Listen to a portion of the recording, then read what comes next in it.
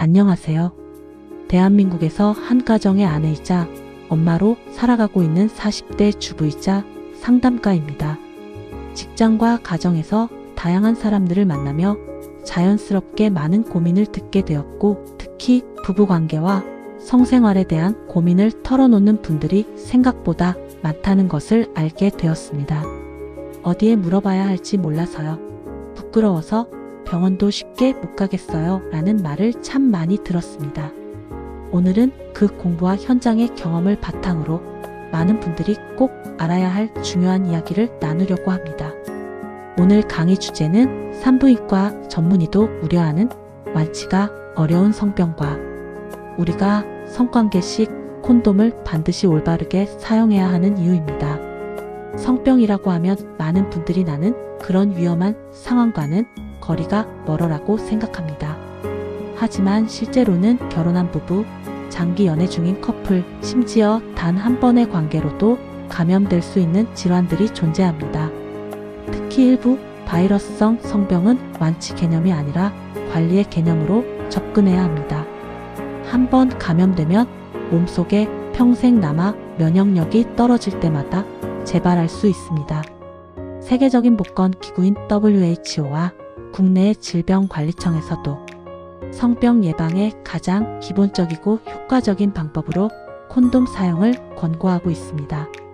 그런데 문제는 사용한다는 것과 올바르게 사용한다는 것은 완전히 다르다는 점입니다.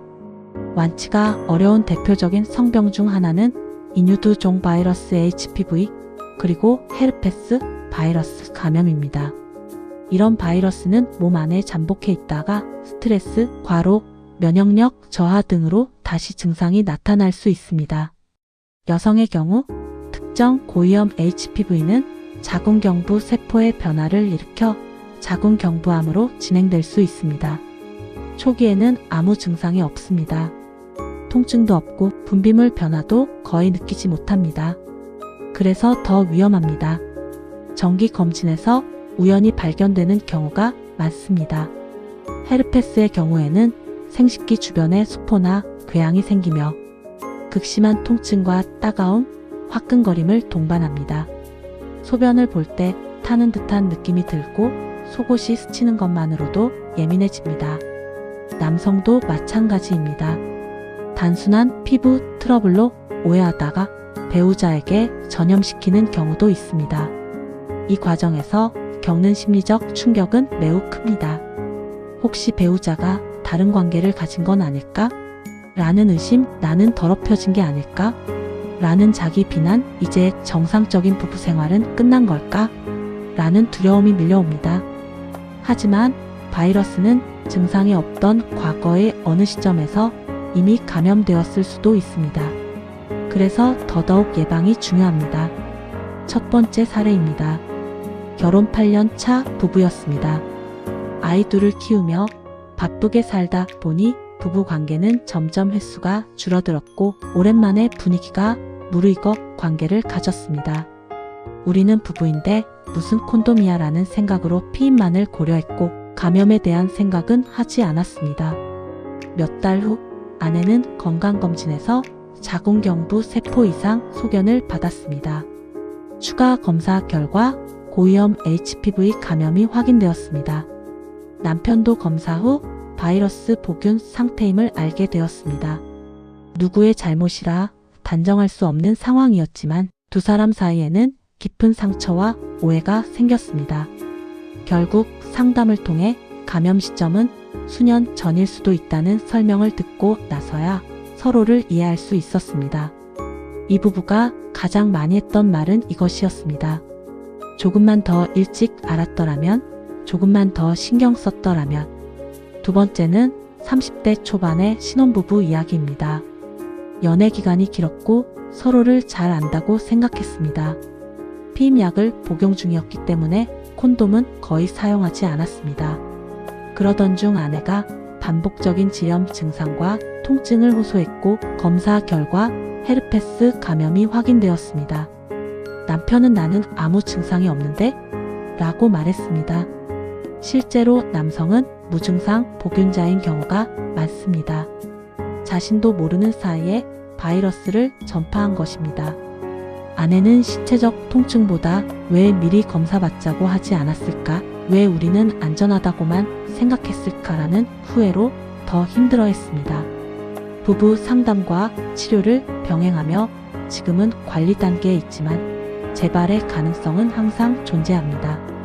그렇다면 우리는 무엇을 해야 할까요? 첫째, 성관계 시 콘돔을 올바르게 사용하는 것이 가장 기본입니다. 콘돔은 단순한 피임 도구가 아닙니다. 체액을 통한 바이러스와 세균의 전파를 물리적으로 차단하는 보호 장치입니다. 다만 사용 방법이 중요합니다. 관계 시작 전, 삽입 이전에 반드시 착용해야 하며 공기가 들어가지 않도록 끝부분을 눌러 공간을 확보한 뒤 끝까지 완전히 내려야 합니다. 윤활이 부족할 경우에는 수용성 윤활제를 사용해 파손 위험을 줄여야 합니다. 사용 후에는 즉시 묶어서 폐기해야 하며 재사용은 절대 금물입니다. 둘째, 정기적인 검진입니다. 여성은 자궁경부암 검사와 HPV 검사를, 남성 역시 필요시 비뇨의학과 검진을 받아야 합니다. 증상이 없으니 괜찮다는 생각이 가장 위험합니다. 셋째, 솔직한 대화입니다. 과거의 성경험, 건강상태, 검사 여부를 터놓고 이야기하는 것이 부끄러운 일이 아닙니다. 오히려 성숙한 관계의 시작입니다.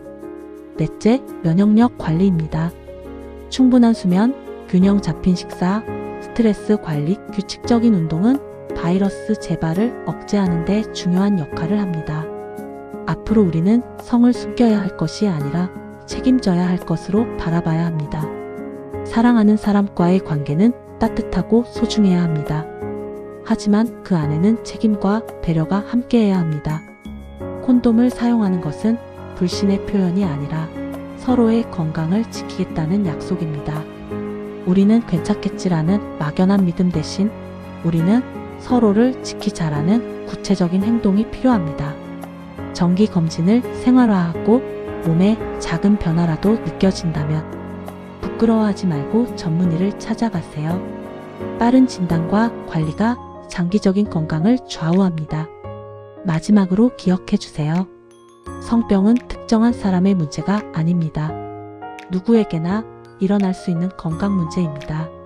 중요한 것은 감염 이후의 후회가 아니라 감염 이전의 예방입니다. 오늘 영상이 여러분의 부부관계, 연인관계를 더 건강하고 책임감 있게 만드는 작은 계기가 되기를 바랍니다. 감사합니다.